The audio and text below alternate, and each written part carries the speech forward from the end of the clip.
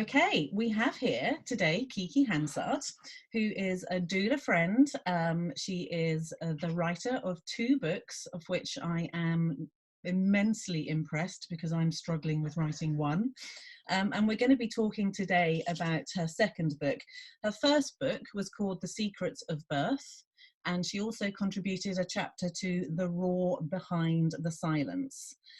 But before we get into the book that we're going to talk about today, which is Supporting Survivors of Sexual Abuse Through Pregnancy and Childbirth, and Kicki will notice all my post-it notes that show I've read it. And it wasn't easy reading, I have to say, but really important reading. But before we get to that, I did actually pull a goddess card, and she turns out to be the Amazon of Air. And not only is she a cool card, but she's the Norse goddess, and this is my Swedish friend. So it's a Scandi card for my Scandi friend in her Scandi cabin. Look at her, all blonde. Anyway, let me just read, I know this is what we're here for, but let me just read this out because it's appropriate. So when Skadi appears, independence requires authenticity, not isolation. Yet being self-sufficient keeps you true. There is joy in discovering how capable you can become. Stand up for what you believe in. Believe in yourself most of all. Believe in your rights and your right to a life of your choosing. Believe in your value. Believe in your ability to make change happen. Seeing clearly what is not going to work for you can save a lot of time. Say no to a proposition that takes you completely out of your element and away from your sources of strength. A singular challenge is one thing, an endless struggle is another. Adding levity is not foolish. Unrelieved seriousness leads to bad decisions. So we're going to be talking about supporting survivors through sexual abuse through pregnancy and childbirth. And that is, it's standing up for what we believe in, believing in yourself most of all. And that's important for all women who are birthing, and possibly one of the things that's most difficult for women who have survived abuse. So before I hand over to you, I just want to read out from the front of your book some quotes from women that just set us up. So I cannot believe how difficult this book was to read, and I can only imagine how difficult it must have been for you to write, and you mentioned that at the end. These are quotes from women. When you told me I'd not be able to give birth, that my body had failed me, you just compounded my lack of faith in my body to do anything good. Your patronising good girl when I was compliant sent silent shivers through me. I didn't expect you to know that when you did things to my body or simply told me you were going to do them, you violated me all over again. When you all left me naked on the operating table, you exposed my deep-rooted vulnerability. And that was from Melanie, a survivor. So, Kicki, tell me about what made you think that this book needed to be written, why it needed to be written. Well, thank you, Hilary, for inviting me to your TV show. I'm very glad to be here to talk about my books. I think what happened, I've always had a special interest in supporting survivors, not because I'm a survivor myself, only because quite early on in my doula career, if you want to call it that, I had a woman who told me that she was a survivor. And I quickly went and got Penny Simpkins and Phyllis Klaus's book, When Survivors Give Birth, which is another great book, but it's written for survivors to read as well as for those supporting survivors. And after reading some of the stuff in that book, I was quite shocked to realize how many women that are survivors of abuse, but also the many things that we do as birth workers, doulas, midwives, whatever we are, they're supporting the woman. Many things we do that actually we don't mean to do to upset the woman, but actually we are unaware of the impact of our actions or words have on the women that we're supporting. So that was that. And then I went on to do the training with Penny and Phyllis in San Diego to become a When Survivors Give Birth educator. So I haven't actually ran any workshops yet, but I am able to run their workshops. And I was talking at Birth Companions, which is an organization that supports women in prisons, but also refugees and more women that are survivors, actually, many of them, trafficked women, those kind of women. And I was doing a little talk there, and it was advertised on social media. And a woman from Singing Dragon, or one of the, I don't know what her role is, but her name's Claire. She contacted me to say, oh, I see you're talking about this subject. Do you know anyone that might be interested in writing a book on the subject? Because there's very little written as kind of a book for the people that look after the women that are survivors. And I was giving her some names of some midwives I knew that was researching and looking into these kind of things. And then she said, well, what about you? Can't you write the book? And I thought, oh, I don't know, maybe I can. I'll put something together. And then I put together a book like a proposal for the Singing Dragon. And that was it. We'll send it off, and they were happy for me to write it. There was also going to be a chapter from a midwife in the book, looking at the perspective from women of color and the extra challenge that they often have. But unfortunately, due to personal circumstances, that chapter didn't end up going in the book. But the book was still published, as you know, because you've read it. And that's really, it's such an important topic. And as I was writing it, I completely understood why no one had written that book, because it's very, very, it's difficult. It's difficult, and I don't know, maybe we want to talk about that a bit later. But I knew that I couldn't write the book myself without the input from the women that were survivors themselves. So I did reach out to ask if anyone would be willing to fill out a questionnaire that I had designed around what I wanted to put inside the book.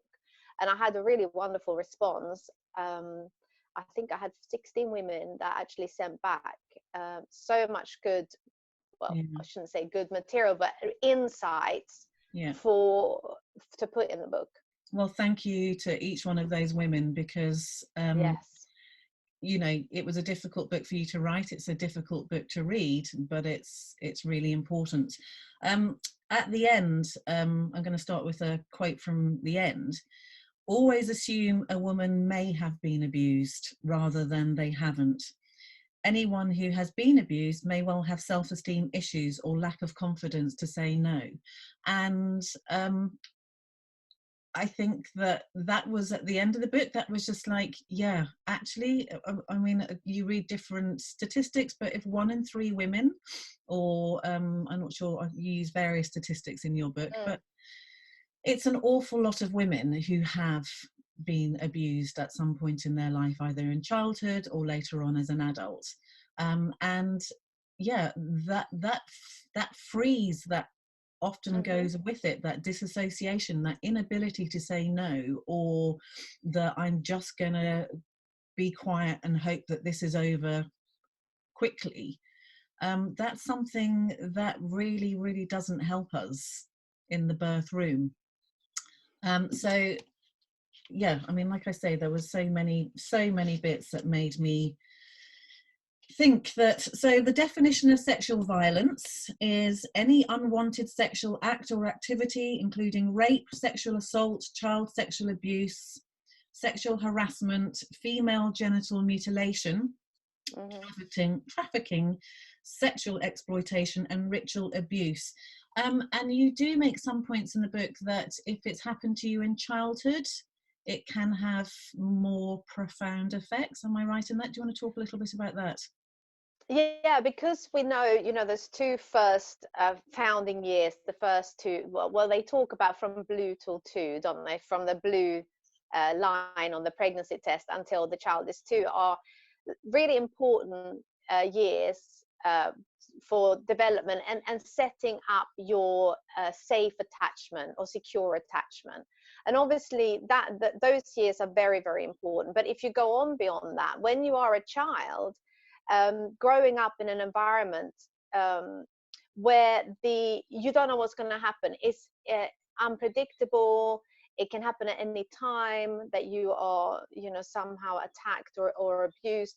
The difference is that it's like medication. If you take it over a long time, your body kind of get used to it. If it's a regular occurrence exactly at the same time, it's going to happen. Even if it's a bad thing, you kind of don't get as stressed about it. I know that sounds like it doesn't make sense, but because it's regular, we know that it's going to happen, so we don't feel as stressed. The thing that's different is when it's irregular and it can just jump out at you. It kind of primes your alarm system, where the fight or flight reflex, to always be on high alert. So when you are someone that survives childhood sexual abuse or any abuse as a child, your alarm bells are a lot higher. The level when they go off are much quicker than for other people.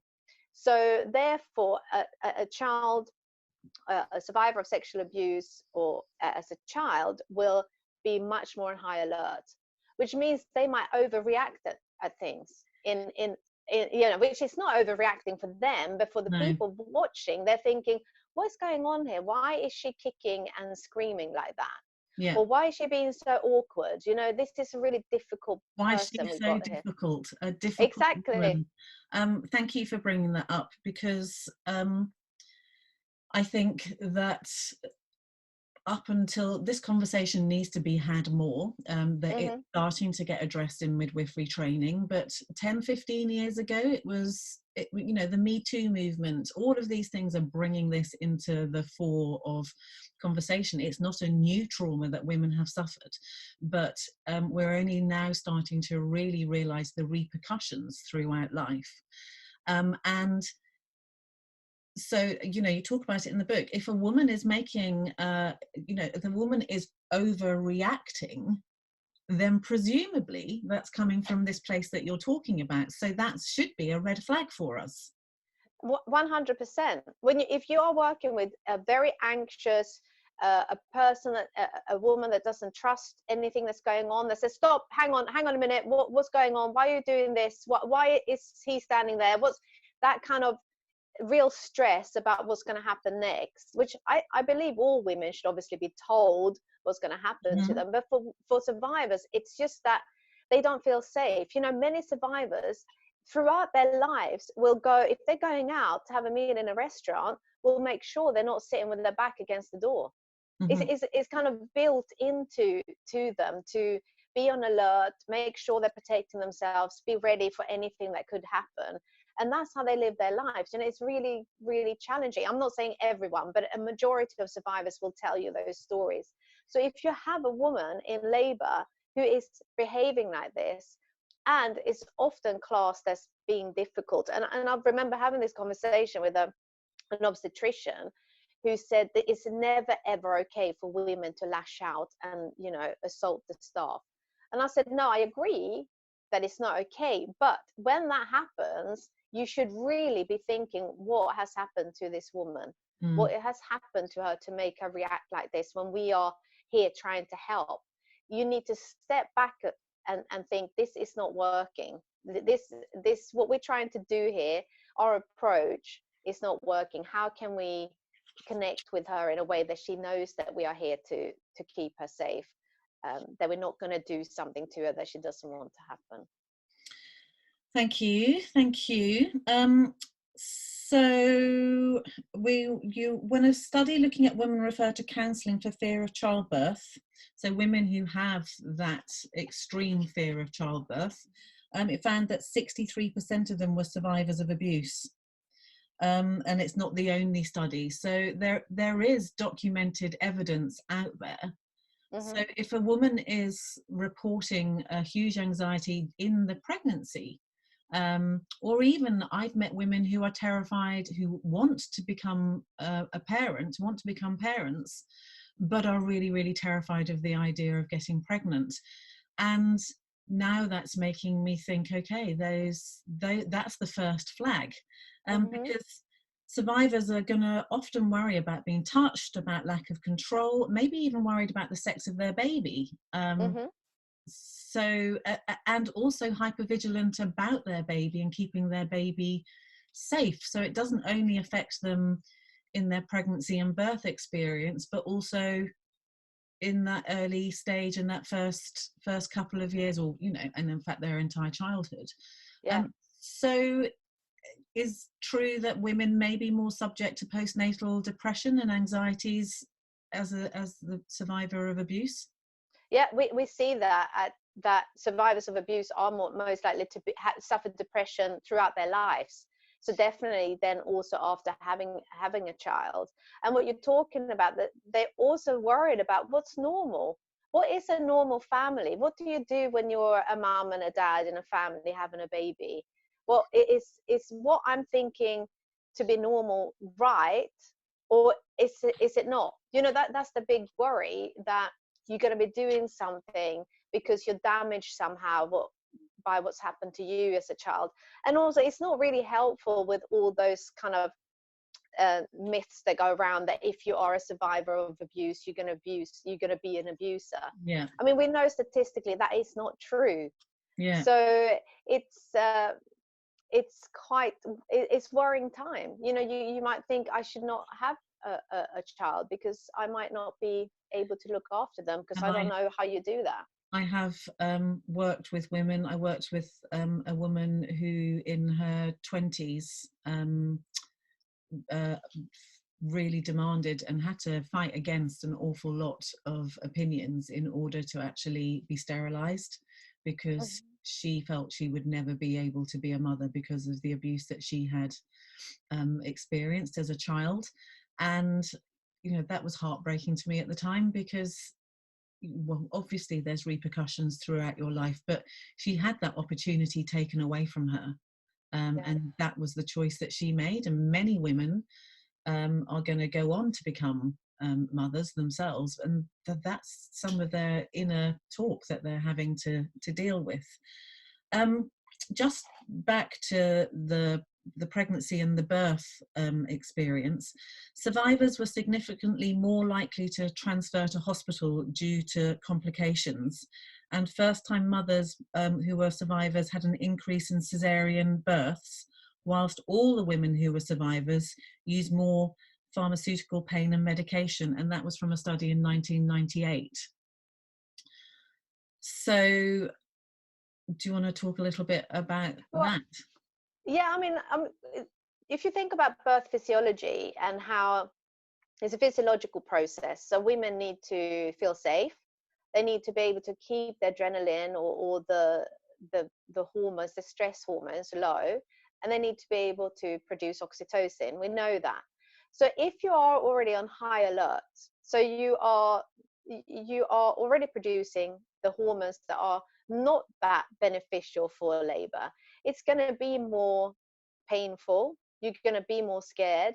It's going to be more challenging, really, to let go, because that letting go is basically trusting everyone around you, including yourself, for that to happen. So I think some of those statistics just show that it's more challenging. And I've been with women who really think in their head that they're prepared,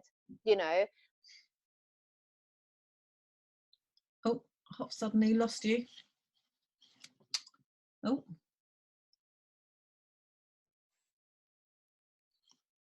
Sorry, that was, can you cut that out? Yeah.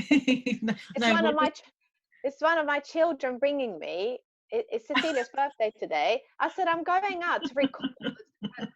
Don't call me. I just like to say, I'm not cutting that out because I can't do that bit. Her child, how old is that girl? She's 20. Yeah, her baby, her 20-year-old baby, and that yeah, one's she's called me when I've said do not disturb.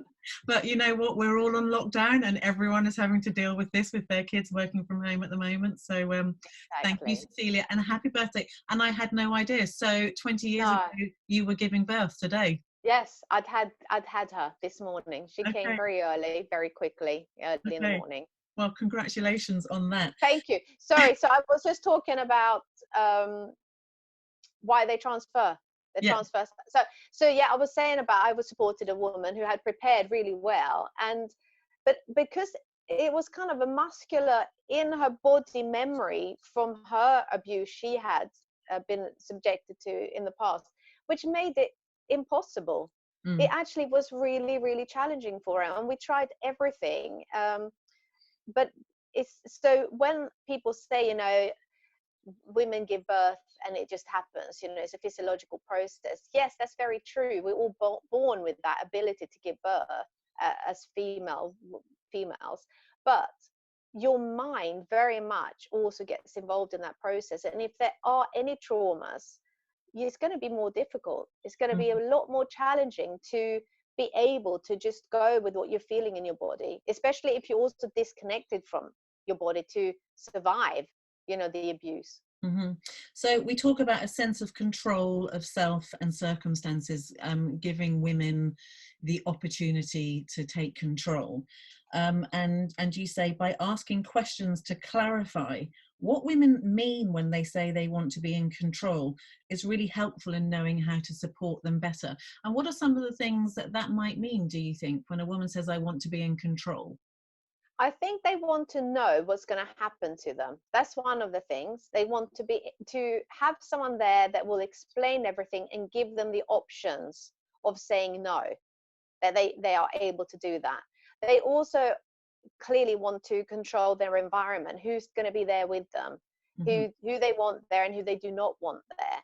So I think the control they're looking for is knowing that they're going to be listened to, and that no one's going to do anything to them that they are not happy with.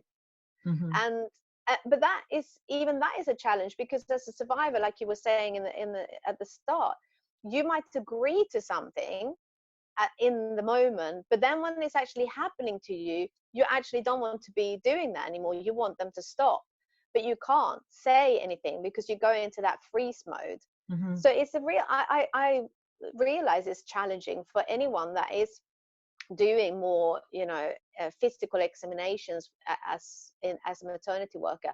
It's going to be difficult to know. You have to always check in. So I think the important thing is to just listen to women.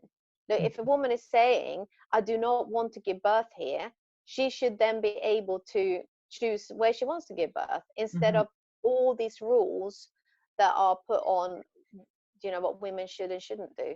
Hmm. So as a doula, and you teach doulas, you have a wonderful course teaching doulas to work. How do you teach doulas to ask the questions and to make a space for women to ask for what they need? Well, sometimes I don't encourage doulas to actually ask the questions, are you a survivor? One Hmm. of the things I think you can do in the antenatal meetings is say, is there anything else that you think might be important for me to know, so that I will be able to support you the best I can? Now, they might at that moment say no, but they might well call you then to tell you if they are survivors, or there's something specific that's happened in their lives that they know in the back of their heads, they know it's going to maybe impact them. It might just make them think, is there something I should be telling you? The other thing is during labor, because many women will not disclose that they're survivors, because they don't really think it's got anything to do with giving birth. And Uh, also, I think there's an awful lot of women out there who don't actually classify their trauma as abuse. I've met that exactly. many times. Oh, Mm, yes, this happened, but it's not as bad as that happening. So exactly that. therefore, I shouldn't make a fuss. Absolutely.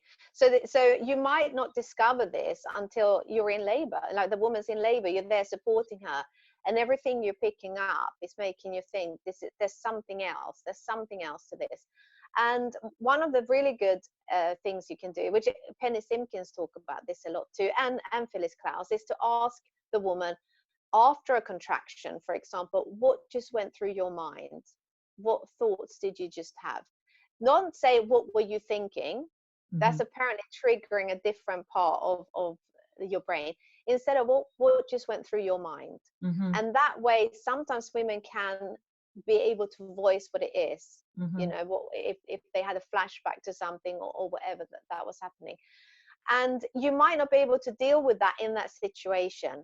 Like some of the tips would be to say, okay, that sounds like there's something we need to talk about, but let's see if we can put it in a box right now and Mm-hmm. put it away on a shelf, and then we'll take that box down and we'll talk about what's in it once you've had the baby. That's one thing you can do. Or sometimes you might just need to listen. They might just need to get their story off their chest, and that can be really challenging. I had a woman who that was exactly the case, and I was early in my doula days, so not much more than 30 myself, and uneducated. I think a little bit. Penny Simpkin had come and done one talk in the country that I had listened to, but she disclosed her husband left the room, and she disclosed when it was just me and her. She couldn't and she'd never told her husband, and he didn't know, and she didn't want him to know, but she disclosed it to me, and she didn't want the midwife to know either. And I held the space for her as best I could, and now I think I would do that job better.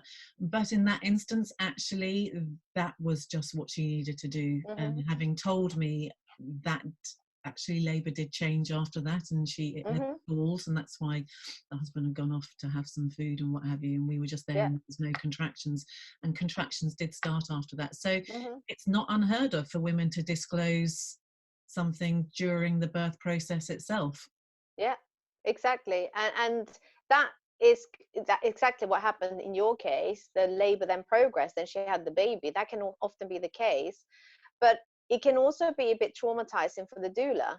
Yeah. You're there in a birth, all of a Yeah. sudden you get this story that you're like, what do I do with this? How, and you have to try and keep a face that's not shocked. You have to try and be like, yes, I can take this. I'm strong enough to carry this for you. But we also know about that, traumatization, from a vicarious traumatization, when you then come out of that birth and you're traumatized. And I had that. I think I spoke to you, it's a few years back now, but after having been a doula for like 15 years, all of a sudden I'm in this complete state. So it's just being aware of that, and we can hear many stories and we can keep strong at that time, and then all of a sudden something happens. There's a specific client you have, and for some reason it just really penetrates and goes straight in to your soul, and you just completely devastated for them, and that's tricky too.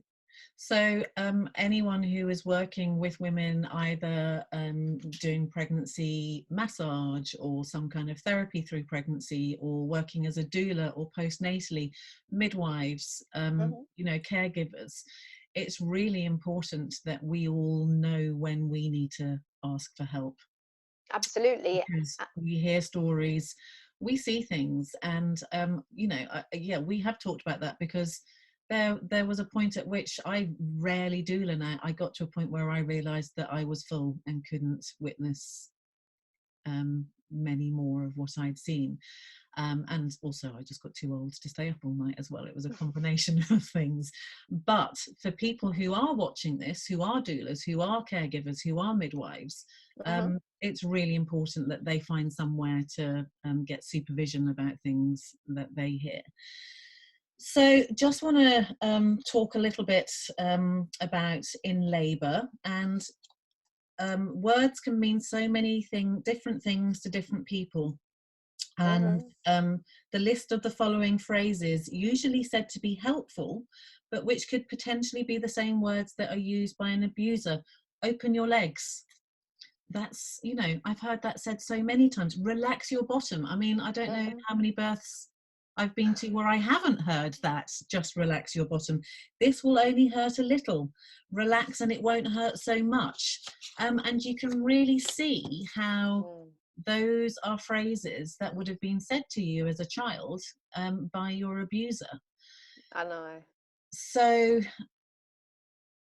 finding a way to educate our midwives so that they are aware, and maybe not even necessarily the midwife. Sometimes it's the anaesthetists that are coming in. Just relax, I need to put the epidural in, and if you don't relax then I can't do it. And So maybe sometimes as a doula, we need to be brave enough, and it is a question of bravery for me, to advocate for that woman and just to Mhm.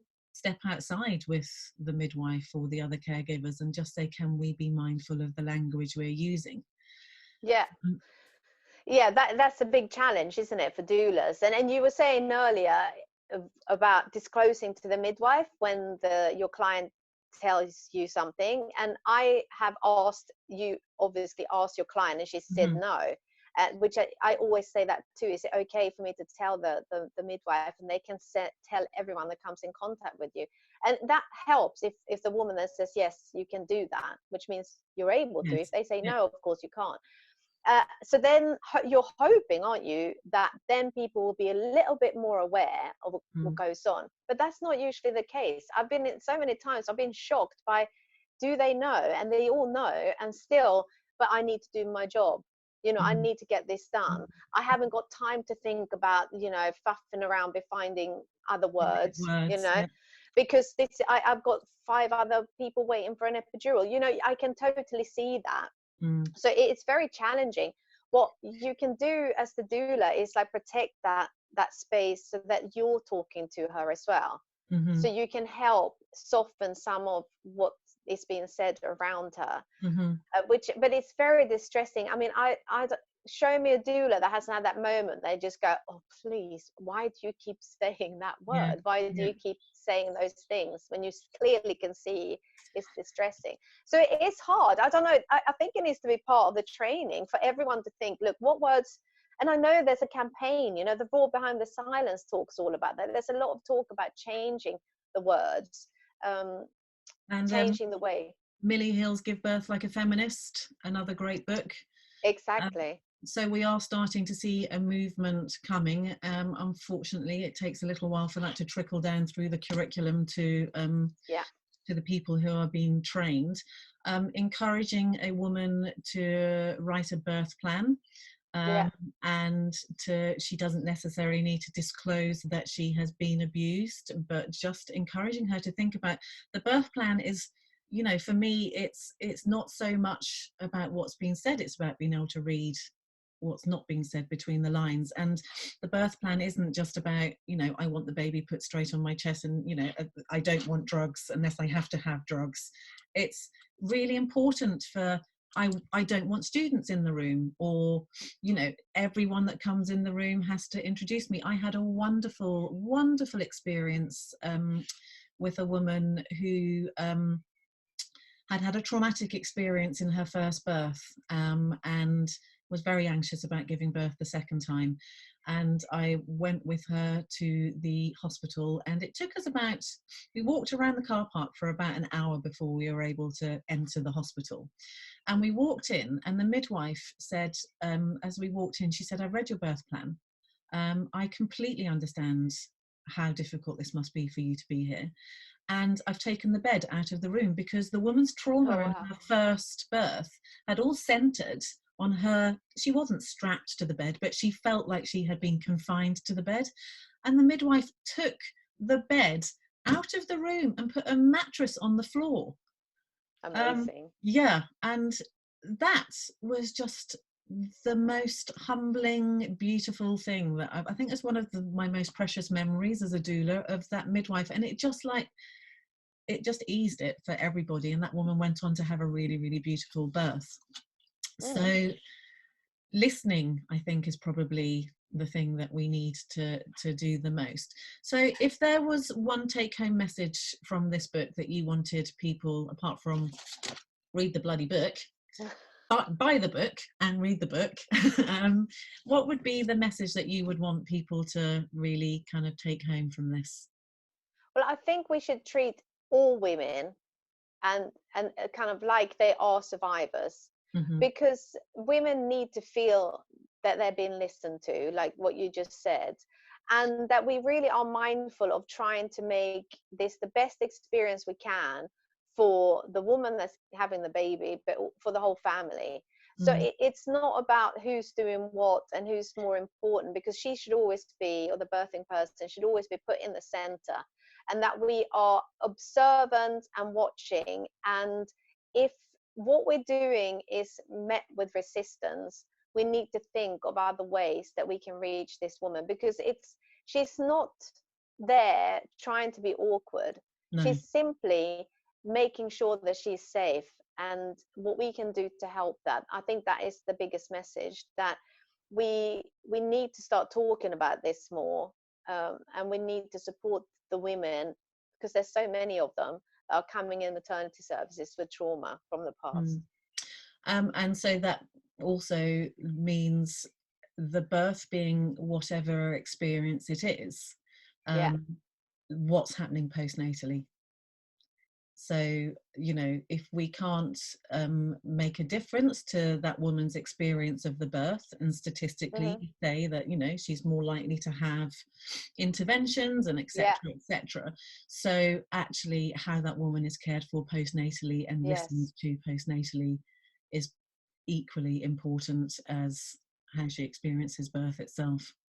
Very much so, that we are the whole with the breastfeeding support, that we're not pushing, that we're not grabbing or touching breasts and babies and shoving them together, that we also, I think this is where it's so great if these women can have doulas to model, this is what mums do. This is what, you know, your normal average mum would do with her child, and how she would behave and how she would be feeling. And so all those feelings that you're feeling are absolutely normal, instead of thinking that I'm feeling like this because I'm a survivor.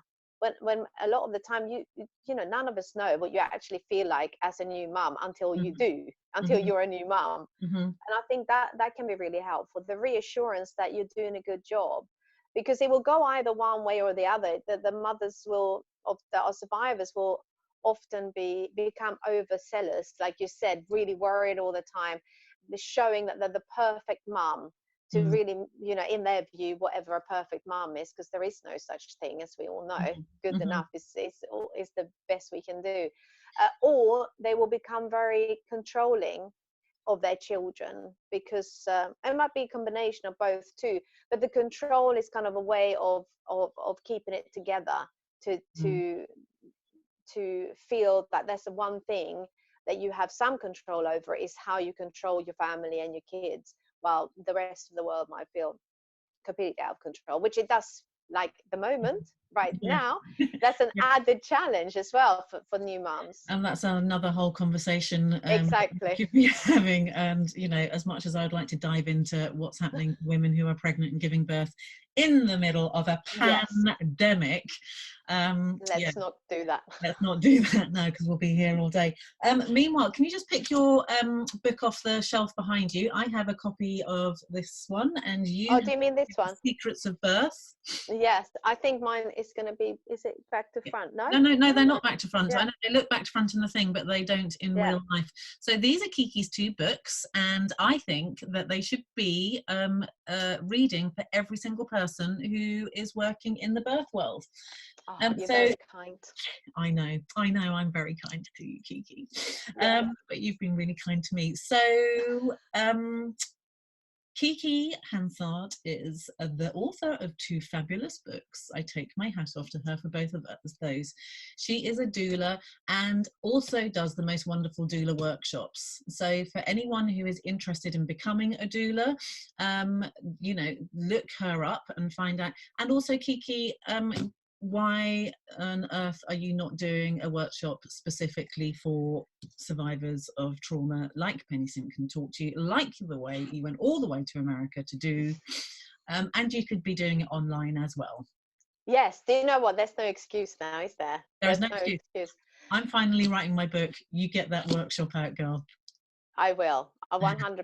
Actually, it's in the pipeline, because so many people keep saying to me now, you have time to do it now. And that's the only reason why it hasn't happened yet. I just have to, well, I haven't made the time. Yes, you know, exactly. you can't we can't use it as an excuse. No, exactly. Absolutely. Okay, so thank you very much, Kicki, and I will look forward to seeing you again soon, and maybe we'll even get another book out of you before you're done. Oh, well, no, I don't think so. But thank you very much for inviting me, Hilary. I've really enjoyed chatting to you. Take care. Bye-bye. Bye-bye.